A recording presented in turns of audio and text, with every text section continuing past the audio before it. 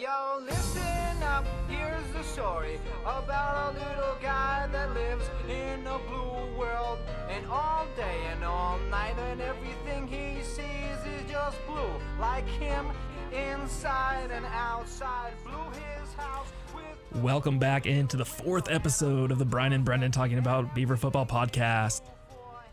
Brenden, we've done this podcast 4 times. How are you feeling about that name? Is it still too wordy? I mean, it's unique. I don't see anyone else having a Talking About Beaver Football podcast. I kind of like it. Yeah, no, it's starting to stick. I didn't think it would originally, but it's starting to stick. Yeah, well, we might approach some difficulties, once basketball season and other things, and when we don't want to talk about Beaver football comes up. Yeah, I feel like, December, or when we phrase that, I think like February is pretty hard to talk about Beaver. Well, actually, that's signing day. I guess let's think. January is tough. March and April, you have spring football. January, June, and July are real tough to talk about Beaver football. Yeah, you know what? College football here at Oregon State, it's turned to almost like a 12-month. Just about, 12-month cycle. Just about. We'll keep it on. So yeah, Brenden, it is Thursday. Oregon State playing Boise State on Saturday. Where did this week go? It just seems like just yesterday we were at Research Stadium, doing our thing for the Idaho State game. Hard to say. It seemed like just yesterday you and I were coming in for, our weekly meetings and stuff on Monday. That actually doesn't seem like too long ago.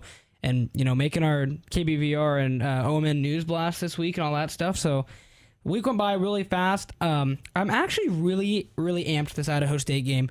It has Boise State game? Or Boise State, my apologies. I still have Idaho State on the brain, I guess. Too many clips, and, I watched the whole game the other night again. This Boise State game, it feels like a Pac-12 game. It does. Maybe it's because I think Boise State belongs in the Pac-12, and then that's a whole different debate. But it just feels like a conference game, does it not? Yeah, and Brandon Arnold had the same thing to say. He's like, this is a Pac-12 game for us. Yep. This is, Boise State, obviously, their resume speaks for itself. They've had a lot of success against Pac-12 already. They've already beaten Washington State this year, who won 9 games last year. So Boise State's a good team.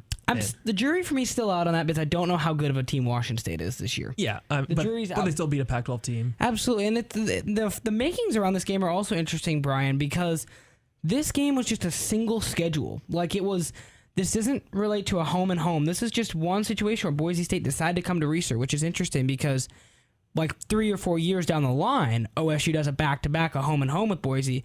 But this Boise game doesn't tie into any other Boise game. This is just Boise coming to Research, and nowadays in college football, you don't see that very often. You see a lot of home and homes. Yeah, no, that's very true. But before we dive completely into the Boise State game, let's talk just briefly about the Idaho State game and kind of what we saw. You talked about how you just watched the Idaho State game recently again. What were your kind of biggest takeaways? We'll keep the Idaho State talk brief. I'll keep it brief. Obviously, it's been almost a week now. Big thing for me was Oregon State looked. I went and I looked back and I saw piece by piece they were so close to breaking it open. They like in the first half they were on the cusp of really breaking open, but penalties and just poor decisions it was almost like they were their own worst enemy in a few situations. And I think that's something that can be correctable. It's not like I'm looking there and I'm like, wow, the Beavers can't tackle like last year, or they're just really not strong enough. They just need to be a little bit more sound offensively and defensively, cut out the mental mistakes, make catches that are thrown, run routes crisply, and just make sure tackles. And, arguably, you make sure tackles and Oregon State gets a shutout. Yeah, no, this game, to me, was just like that classic, just like playing down to your opponent type game. Oregon State was clearly better. They could have blown that game open. They scored on their first 3 possessions, which easily could have been 21-0, and we're having a completely different discussion. But instead, it turns into 13-0, and they weren't able to finish their drives. And just kind of that first quarter. After that, then things just kind of fell apart. Their offense was stagnant, and it just never got rolling the way it looked like it would early when they were marching up the field.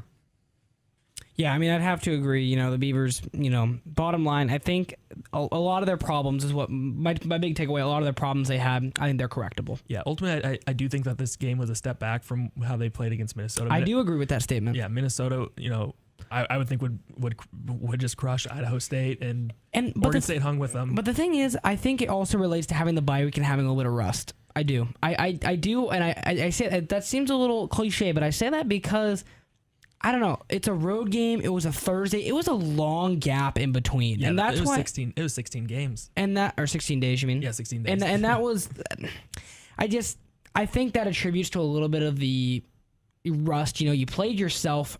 It's almost like, you know, a lot of people were saying like, but the Minnesota game was like a spring game. That's really almost kind of what it felt like. I mean, obviously you hit someone else, but then you went back to hitting yourself again. Mm-hmm. It was odd. It was odd timing. And I think the Beavers will come out firing this week.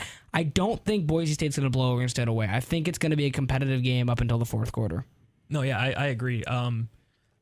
Yeah, I do think this Oregon, I'm not going to overreact just because they, you know, didn't dominate Idaho State the way that many expected. You know, I expected a blowout. I was, you know, anticipating Oregon State coming out. I was like, you know what?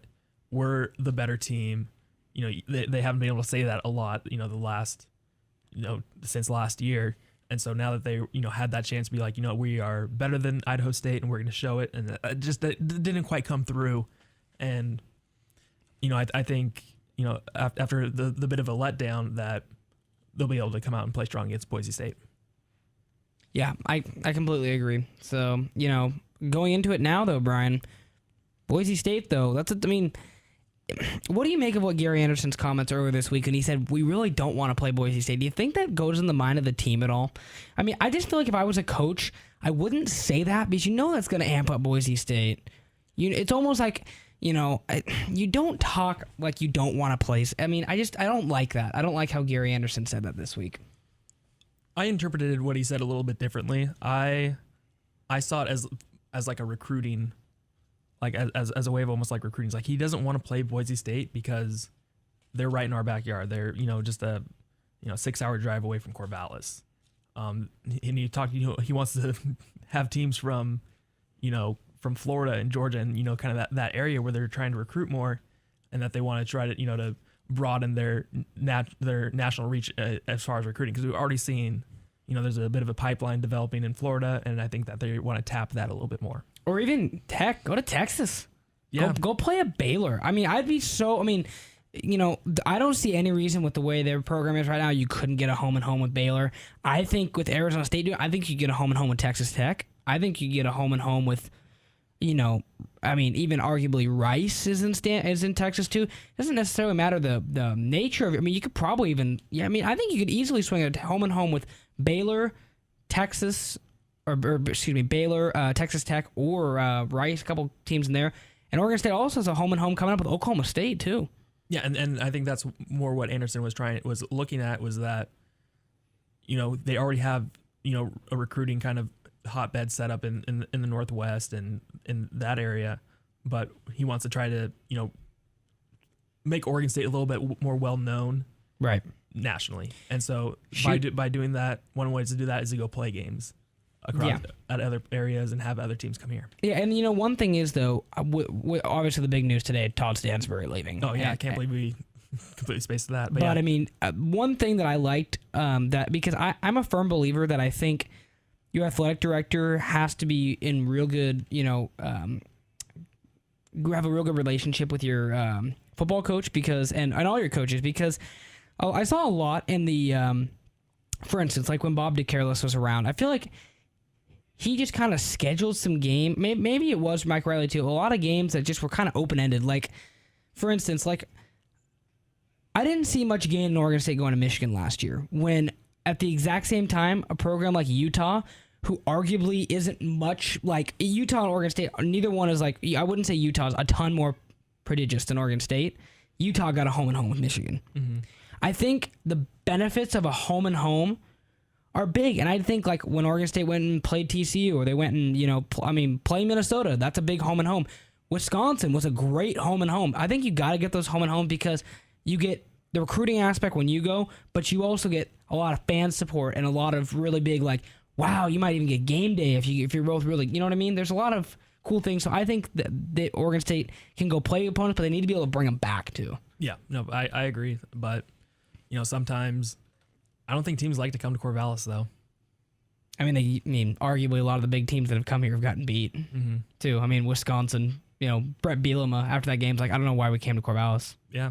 I mean, it's not like Corvallis is much of a recruiting hotbed itself. Yeah, and I don't know. I don't think teams like having to stay in Albany and having to drive there. There's just some, some things that Corvallis, and it's not like a slide on Corvallis at all. It's just kind of the. Where do fact teams usually stay in Albany? The Phoenix Inn, right there on the front. I'm trying to think like what's. I don't know. All I remember is that when they're at Wisconsin, they had to like drive in on game day, and Brent Bielema did not like that. Okay, how about anyone that plays UCLA? I mean, like UCLA. I mean, there's situations where a lot of like there's schools where the stadium's a little further off, or it's not quite on. I mean, there's times when people have to drive in on schools for sure. I don't think Corvallis is the only exception. No, it's not. But yeah, I mean, this topic's kind of played out. It's like Oregon State needs to find a way to schedule these home and homes. Teams don't want to. I agree. But Oregon State still goes and travels, but nevertheless, they got Boise State coming in this weekend. Yeah, and without us having to go to Boise, or without Oregon State having to go to Boise, so I guess it all balances out. Indeed, it does. So yeah, Boise State. Who are they? Are they a good team? I really like Brett Ripon. I really do. I like their quarterback. I really like what he brings to the table. I think he's kind of got a real big kind of. He's almost very similar to Darryl Garrettson when I kind of see his leadership and kind of toughness on the field. This isn't a guy that's going to be, he's a typical Boise State quarterback. He wins games, and he's not going to be, you look at, I guess Kellen Moore kind of has a niche in the NFL, but I mean, you look at a guy like Kellen Moore, winningest quarterback in NCAA history. Did it get him a first-round draft pick? No. Did it get him a second round? No. Third? I think he was drafted third or fourth round, something like that. He wasn't a number one pick, and Boise State usually isn't going to put out a number one pick. Even a guy like Doug Martin, now playing for Tampa Bay, I don't think he was super high. I don't think he was a super high pick. I could be wrong, but I'm not sure. I think he kind of fell. I think he went in the first 2 rounds. Okay, but again, a situation where I think, Boise is never going to have just guys, I don't think, that are just, oh my gosh, these guys are going to be number one picks. They have a lot of very solid guys that know how to win football games, and that was this culture that Chris Peterson started, the culture that now Brian Harsin has continued, and I think Boise State has absolutely kind of kept their same mantra, and they're, we're a lot of real tough guys that go in and, they come and they play pretty physically, and arguably they're probably going to win. They're going to win more games than they lose. Doug Martin, he was a first round pick. Okay, first round pick. Yeah, otherwise that's an exception. Yeah, they've had like a couple offensive line picked in the first round. I think they've had a couple defensive players. Like Boise State finds a way to get players that can play at the college level and then play in the NFL level. So I don't know. I think Boise State's really good. I don't think they'd be a dominant Pac-12 team. I don't think that they would have quite the same success.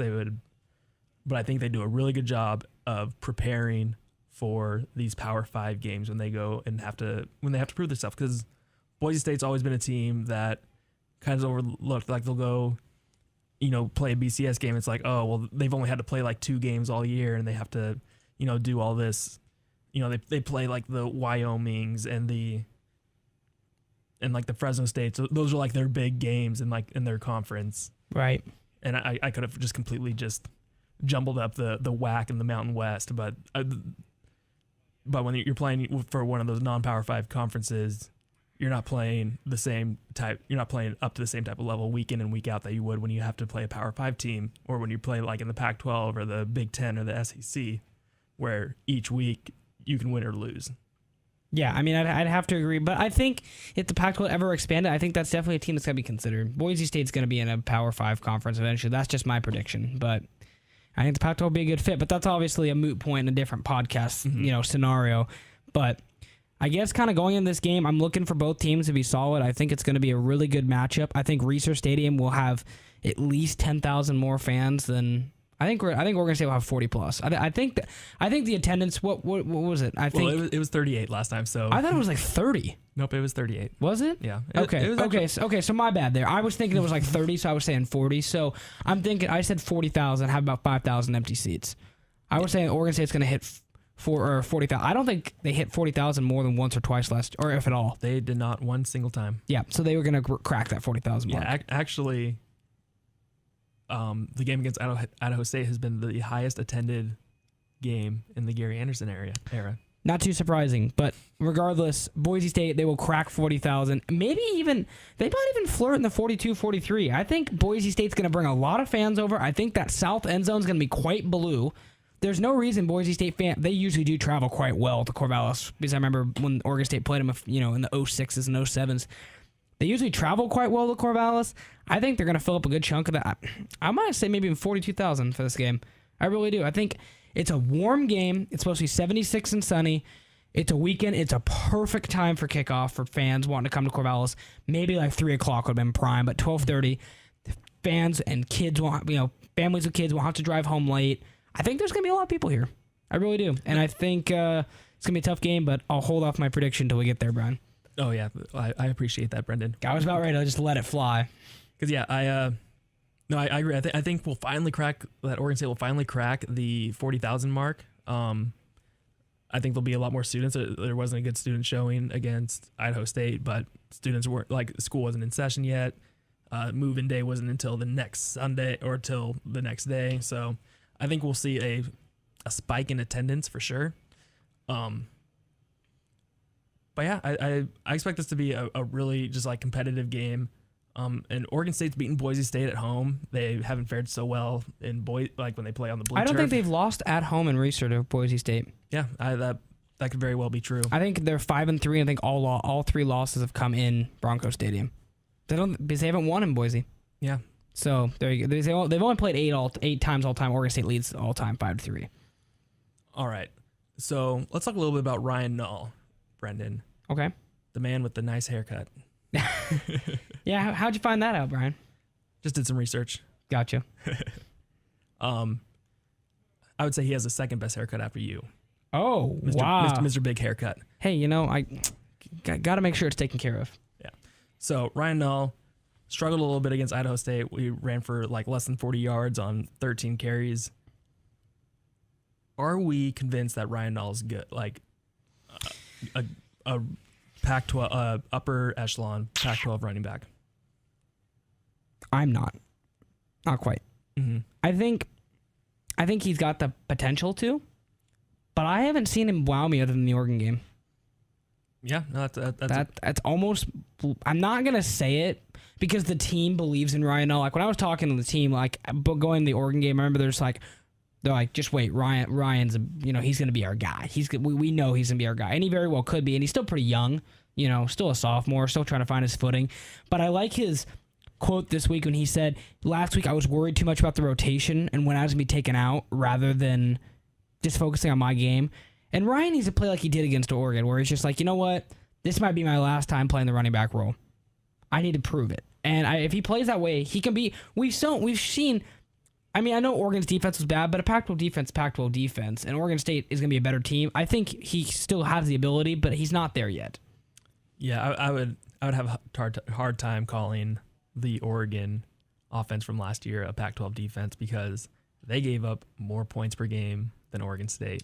Yeah, but I think Oregon State fans would trade their records in a heartbeat. Yeah, so that's what I'm saying. Their defense was not good. They gave up more points. I understand. And gave up. But a Pac-12 defense still has pretty good guys. And then for Ryan Null to outrun Charles Nelson and those guys in the corner and the secondary that are 3 times as fast as he is, maybe not that much, but they're speedsters. And he's shown the ability, and I think we're still waiting. But he even played pretty well in a couple when he got a few limited carries against Stanford last year too, and that was a really good Stanford defense. Played well against Colorado, and Colorado last year, not a terrible defense. Yeah.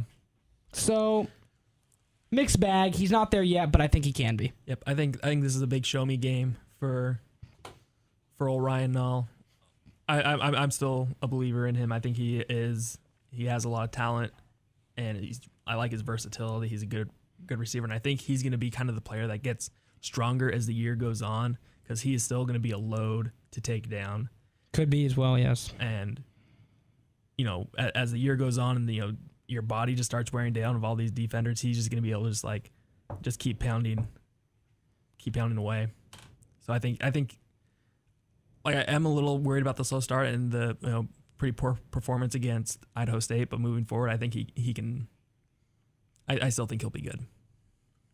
Sounds good to me. I like it. What do you take of Daryl Garrettson's performance against Idaho State? Running, outstanding. I think he's still, he talked a lot about this week about that internal clock in his head, and I still think that's not all there. I think he's still working on the timing, but I think he played a lot better against Minnesota. I really do. I think he regressed a little bit, but Daryl Garrettson's the type of, junkie quarterback that's going to go and really want to always do better and better. And I think he'll play really well. He's a guy that I think is going to step up when the situation requires it. And I think he did. I think he maybe played down to Idaho State a little bit, to be 100% honest with you. Yeah,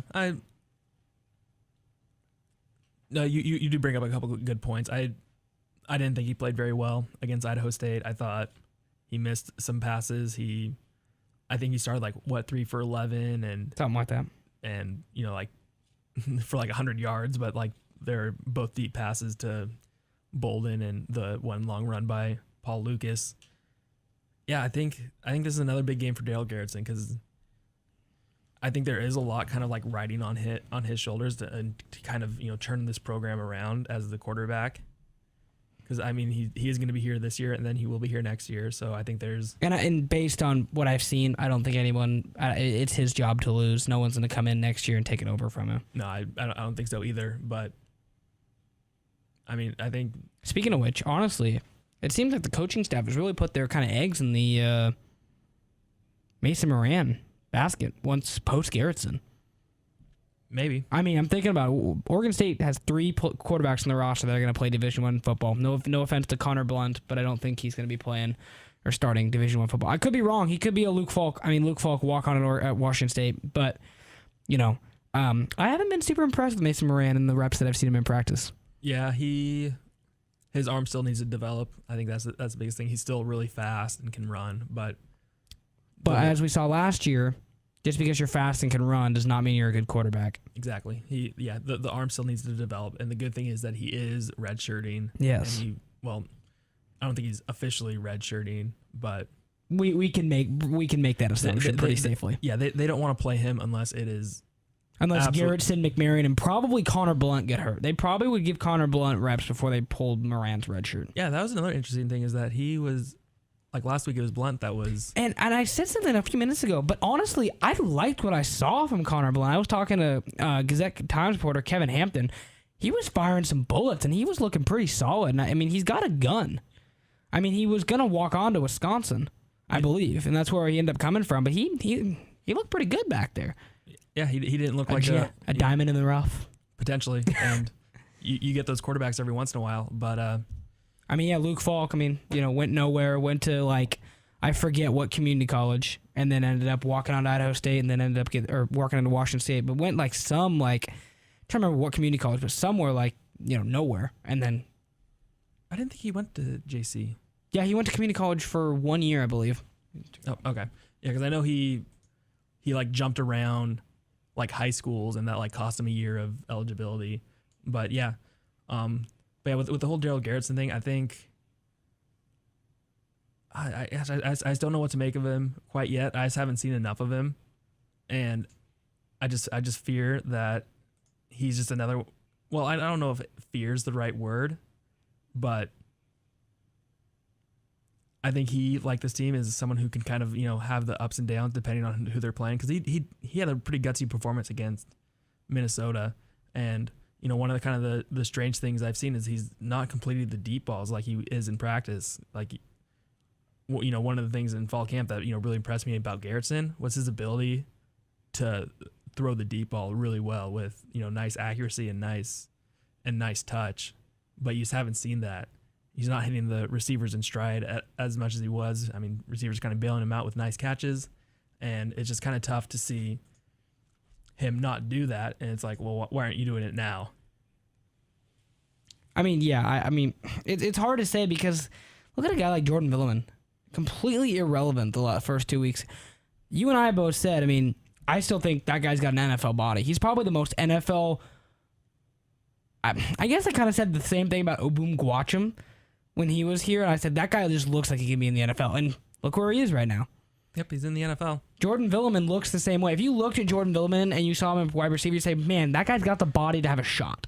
Oh, Obum was way bigger than Jordan. No, but I'm just saying I have this. I'm not saying comparison, but I'm just saying I see NFL possibility more so in Jordan Villeman than I see from probably any other receiver at Oregon State. No, yeah. Well, I mean, the 6'4", 220. I mean, that's always, that's always really good.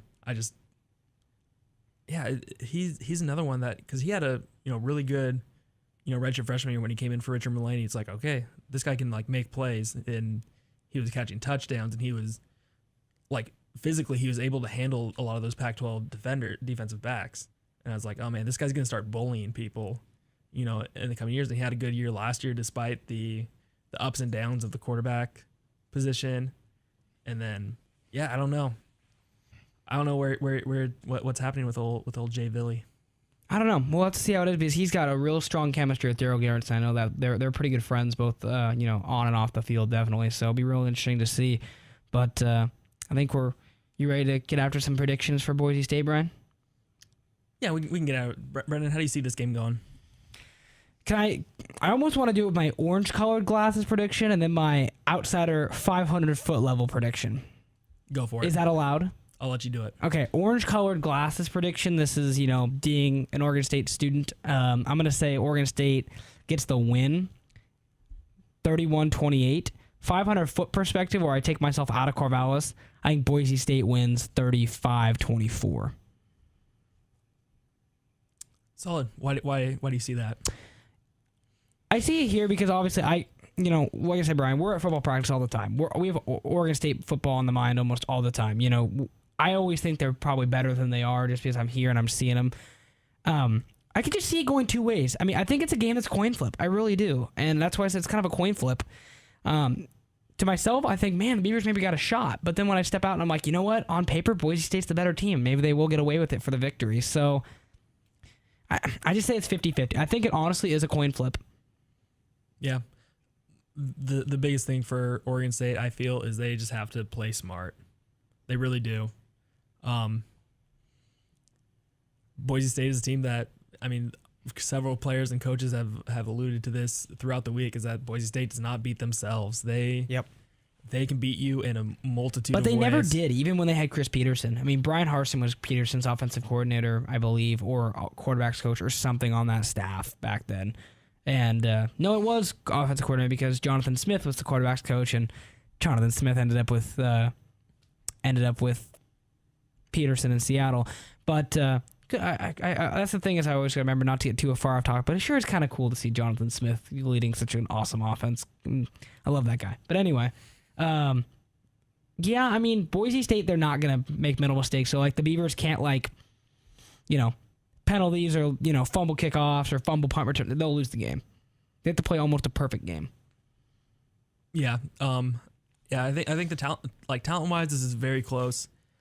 I think Oregon State has the advantage of being at home, but I think Boise State is a little mentally stronger, and they'll be able to withstand the ebbs and the flows of the game a little bit better than Oregon State, who's still just trying to figure out, they're still trying to figure out their identity on what they're going to do offense.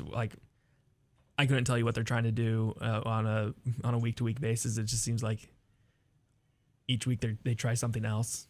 Boise, I mean, it'll be real interesting to see, but I think it could go either way. That's kind of my thing. What about you, Brian? Yep, I have this game. I like you have it as a close game, where I think Boise State's going to win by 2 scores. So okay. I have 31-17. Okay. Boise State pulling away at the end. So it's close for a little while. Yep, close. Boise State pulls away. Okay, so I guess now we can get into our Pac-12 pick'em. Yeah, Pac-12 pick'ems. Ooh, this is always my favorite part of this. All right, first round, or first game on the schedule. Let's see, USC and Utah. I got SC. You got SC. Yeah, they're going through a quarterback change. I got SC. I don't like Utah. I don't. I think they're really overhyped. I think they beat an okay BYU team, and I think that's their best win, and they weren't very impressive in it, in my opinion. I think Utah being ranked is ridiculous, in my opinion. I'm not sure if Nebraska climbed into the rankings this week. Do you know if they did? Yeah, they're number 20. Okay, so I didn't see that. But, I mean, 24, I think that's high. I think that's high that Utah's ranked before Arizona State, in my opinion. Arizona State's 3-0, and I arguably think beating Texas Tech is a better win than beating BYU. I could be wrong, but I mean, I think Arizona State's been a little bit more impressive. I think USC knocked Utah off when they were number 3 last year. And Utah remembers that, but I think USC does the same thing. I think USC wins 27-21. 27-21. That's not bad, but I'm taking Utah. Okay. Because this game's played. This game isn't at the Coliseum like it was a year ago. It is played in Salt Lake. Rice Eccles. It's an okay stadium. Really? I always heard it was pretty cool. Pretty cool environment. Yeah, I've just seen the outside. The mighty Utah student section, the muss. That's lame. I kind of like that. I kind of like that they do the third down must jump and literally make that. I mean, I think Utah's really unique, and I really like it. I really like Kyle Whittingham as a coach, but I think USC will get it. So I guess we disagree on this one. Yep, I'm taking Utah. I might even take Utah by by 14. Okay. By at least 2 touchdowns. All right. Brian, what's next on the docket? I guess we talked Boise State, Oregon State, Oregon, Colorado. Interesting game. I think this is a letdown game for both teams. It is. Colorado almost pulled off the greatest upset in their program's history since beating Michigan in the Big House. Yeah, that was a good Colorado team that beat Michigan in the Big House that year. They had Cordell Stewart. I think that was Rick Neuheisel coach Colorado squad. Might have been. I think it was because it was after Coach McIntyre or Coach Coach Mack. Yes, McCartney. Gosh, why am I? They happen to get 2 coaches in history that are anyway. But yes, I got Oregon. Just because I don't think Colorado can match their speed. I remember last year Oregon, Colorado struggled with Jeff Locke at quarterback, and even a Jeff Locke led Oregon offense, which is arguably pitiful, was still able to get the win. I don't think Colorado can handle speed like, Royce or Tony Brooks James or Kenai Benoit. I just think I think Oregon wins this by 3 scores. Yeah, no, I'm saying 48 like 20, 48 like 14. Like Oregon's uniforms that they're gonna wear are just the most disgusting. You don't thing love I've them? ever seen. No, You don't love them having. I'm being sarcastic, Brian. You don't love them being a duck, and if it wasn't bad enough, I remember Oregon when they first started going with a darker color, and then they almost said it. They said, "Oh no, it's a very dark green." No, then they said it was black, and then now Oregon has taken the full cycle. They've officially, and not in the same combo, but they have officially taken Oregon State's colors in something, orange and black. And somebody from ESPN tweeted, "Oregon, you took your rival's color." Yeah. And they're like, "Oh no, it's part of a duck." No. And it says literally on their collar, "Oh, once a duck, always a duck." You're wearing an Oregon State color, and it's an awful color. But the funny thing is, they zoomed in on the cleats. The cleats look exactly like Oregon State's orange cleats when they wear all orange uniforms. You know what's funny is because like the all orange cleats that Oregon State has, or that like the all orange cleats, they have like the Beaver logo. So you see like players in the NFL, like Giovanni Bernard always wears like Oregon State cleats. Really? That have the Beaver logo on it. Really? Yeah. Huh. I just think it would be so hilarious if Nike would never do this, obviously. Because Phil Knight would never do this to his ducks. We're just like, all right, here's some orange cleats that have the Oregon State logo. But yeah, I just want to take Colorado just solely based on those awful uniform choices. But I don't think that Colorado can hang with Oregon for 4 quarters, especially at Autzen, where I could be wrong. The Ducks could just implode. Yeah, no, that. I mean, you got to think that was you think looking at a lot of teams, that was a demoralizing loss for Oregon. Yeah. Especially with losing Crosby, losing Devin Allen. I really do feel bad for Devin Allen because he really is. He's like in a different way, like a once in a lifetime Mariota talent. You don't get too many guys that come on and can be in a different sense, but you don't get too many guys that can come on and be almost gold medal winning track athletes that are also really good at football. That guy is going to be successful in whatever he does in terms of athletics, and it's unfortunate to see him tear his second ACL in really 2 years in both knees. Torn ACL in both knees now. It's probably going to have to stop playing football. Yeah, I guess I'm not seeing the Marcus Mariota comparison. Just like how Marcus Mariota is probably like a once in a lifetime quarterback for the Ducks. Just like a guy that you don't just Heisman Trophy winners that come out of everywhere. You don't get a whole lot of guys that are gold medal winning track athletes almost, and then are also really good football players. I'd say every 4 years you get gold medal track athletes. I don't think at Oregon and play football that well too. Devin Allen was a great talent when he was healthy. Yeah. A really good talent. I mean, there wasn't say that about a lot of people who've been hurt, like when they were healthy. I guess so. Yeah, I mean, it is unfortunate, but it's just part of the game. Agreed. But yeah, the thing about the Nebraska game that I think is maybe even worse than losing some of these players is I wouldn't be surprised if a little bit of doubt crept into Oregon minds. That they could have won that game if they had just kicked PATs, but nope, they decided to go for 2 every single time. Yep. And Bruce Reed's special teams unit was ready for each and every one of them. Bruce Reed, don't even get me started. Anyway, what's your prediction, Brian? I'm going Oregon by 21. Okay. Stanford, UCLA in the Rose Bowl. Oh, Stanford. I got Stanford too, but I think it's going to be I think this will be a real defensive grinded out game because I was real impressed with UCLA's defense against BYU as well. I think Stanford gets it 21-10. I don't think Stanford puts up a whole lot of points. Yeah. I could be wrong, but that's my prediction, 21-10. BYU has no one even close to Christian McCaffrey on their team. No, that's true. Even Taysom Hill, who seems to only play well against Texas, is nowhere near whoever Stanford's. They still got Tanner Mangum on the bench who, had the Hail Mary to beat Mike Riley last year. Yeah. But Taysom Hill only plays well. That's funny. I'll give you credit on that. That's a funny one, Brian. I like it. Yeah, my friend's a big Texas guy and hates Taysom Hill just because he just is just so dominant against Texas. Isn't he like a 6-year guy now? Yeah, he's old. Yeah. And when you consider he went on a mission too, he's got to be like 28, 29. He's almost like, Brandon Whedon status. Yeah. Like 20. He's probably, I'm actually going to look this up real quick. Yeah.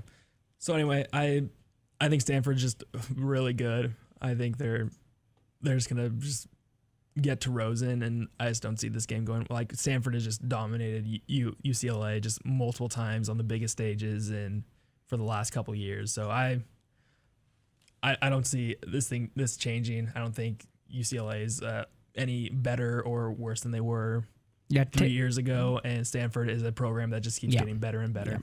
Yeah. Taysom Hill's 27.5. Oh, 27.5. Not too surprising there. I guess we're in agreement on that one, Brian. Mm-hmm. Cal, Arizona State in Tempe. Well, I think this will be a high-scoring game. With no defense played I'm whatsoever. Guessing over 100 points scored. Yep. Maybe even eclipsing 1,000 yards of total offense. Yeah, this is a team. Both teams have no defense. 0. I'm gonna give the nod to the home team on this one. Tempe. What time is the game at? 7:00. Yeah, typical. Well, I mean, and then the other game that's at Arizona, 7:30. So I mean, yeah, you got to play those games in the desert. Otherwise, except I remember last year. Remember that first game Oregon State played against Arizona, and it was like October 1st, and it was like 95 degrees. They played at like noon. Yeah, you can't do that. You got to put those games at night. Yeah, it's just too hot. Yeah. I can see this game going either way. I got Arizona State winning by 7. I'm gonna say 62-55. I think this game's going to be in the 60s and 50s. Yeah, but I think it's going to be. Maybe it won't be 100 points. I'm going to go like 49-42. I think it will be close. What's the? Is there an over/under set for that game? I'll check it out right now. Let me take a peek. Let's see what we got here. 83. Pretty big over/under. Matchup predictors got Arizona State 55 to 45 or 55-44, but I'd say 55-45 to so they're seen as almost a 50-50 coin flip as well. No, yeah, I think it is a coin. I think if there's a game this week that is a coin flip, it's this one. Mm-hmm. Yep. So I'm going. Where do I go? 49-42. Sounds good. And then Washington at Arizona, 7:30 in the desert. It's hard to pick against Washington, but I think they'll struggle early. Washington has not played anybody worth a lick. I'm sorry. They have not played anybody good. No offense to Rutgers, they're trash. No offense to Idaho, they're trash. No offense to Portland State, I'm sorry, they're not a Pac-12 school. Washington, you mentioned it earlier, they get real high on themselves, and they always manage to lose a game. I could see this being maybe one of those games. The Huskies' confidence is probably as high as it's been since they went to the Rose Bowl in like 00 or 01. And they may be looking past Arizona. Rich Rod's a solid coach. I'm not saying Washington's going to lose. I'm still picking them. But I think this is going to be like a 35-33 victory where Washington has to kick a field goal. I think they struggle all game with Arizona. I think it's a back and forth affair. It's interesting. It's in Arizona. It's late. Washington's hype. They're believing their own hype. Maybe they are good, but they haven't played anybody good yet. This will be a good gauge. Yeah, I don't think Arizona's very good. I'm not a big believer in them this season. I think that they just have way too many holes, and I think Washington is solid, and I think Chris Peterson is almost like twice the coach that Rich Rod is. Not twice, but I don't even know if I'd go that far. He is a superior coach to Rich Rod. Okay. And I think that with him being at Washington now for his third year? Yep. Yeah, he has his ducks all in a row. He's ducks in a row. Yeah, it's like how Gary Anderson said that at his first press conference. Yeah, that was. He didn't do his homework on that one. Yeah. No, okay, I see that. I see you. I see you. I think it's actually going to be kind of a big win for Washington. Okay. I'm going 35-17. Interesting. Okay, so that's fair enough. And that rounds out the Pac-12 slate. Yeah, man, I'm glad that we're finally in conference play, or at least for some of them. Everybody but Oregon State. Everyone but Oregon State. So, but even Oregon State, this is definitely a game to kind of be excited about and to, just playing a good opponent at home. It should be a really fun environment. I'm looking forward to the game. I think it'll be a good one. Yeah, one would think that there's going to be a good environment. I think the student section is going to be gracious, and to be honest, I think wasn't this one of the last times that students will be lining up for football games? Maybe. It's hard to say. Looking at it, I mean, it's tough because you look at last year and you saw student attendance just went down as the year went along. I remember when I came as a freshman, I was like, woo. Well, when we were there the first game we were there as a student, my freshman year was Utah. And that was a Thursday game. And we were there. I was there we got up 4:30 in the morning, man. And we were like, this is the game where okay, we're all lining up, students, woo. And then after that, the desire to want to get up in the morning, that's why I said I think this might be one of the last games that students really want to start lining up for, because the desire just kind of went down as the losses got up and you weren't, I don't know, it wasn't so much fun when it's a little more fun to get up and go line up at 5 in the morning for student tickets when you're winning, if that makes sense. Yeah, 2012 was one of those years. Was it? Yeah, oh yeah. Lines were already wrapped around.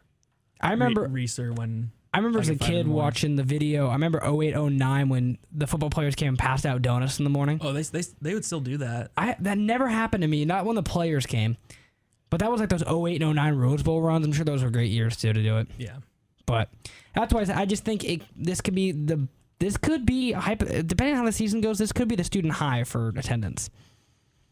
Maybe. All right, Brenden. I mean, we do have the Civil War, but anyway, continuing on. All right, who scores the first touchdown of the game for Oregon State? Seth Collins. Seth Collins? Yep. Not a bad pick. Definitely. I'm going to go with Ryan Nall this time. Nall ball? Nall ball. Wrecking Nall? Yep. Came in like a wrecking Nall? All right. Alrighty, so we'll put a wrap on this 4th episode of the Brian and Brenden Talking About Football podcast. Any last words, Brenden? It's been, we're just, these podcasts, I'm just they're just getting better by the week. They are. I like it. We got a good thing going, and it's only going to get better as Pac-12. Oh, yeah, I'm so happy we're in Pac-12 play almost. It just makes everything much more crisp. It's just nice. I agree. So I think that will do it for both of us here for the 4th episode. Thank you for everyone who's continued to listen. We'll keep pumping these babies out weekly, sometimes twice a week. It just kind of depends. Definitely. But we will definitely keep them up weekly. So thank you all for continuing to watch and listen. Yo, listen up, here's the story about a little guy that lives in a blue world. And all day and all night, and everything he sees is just blue. Like him, inside and outside, blew his house with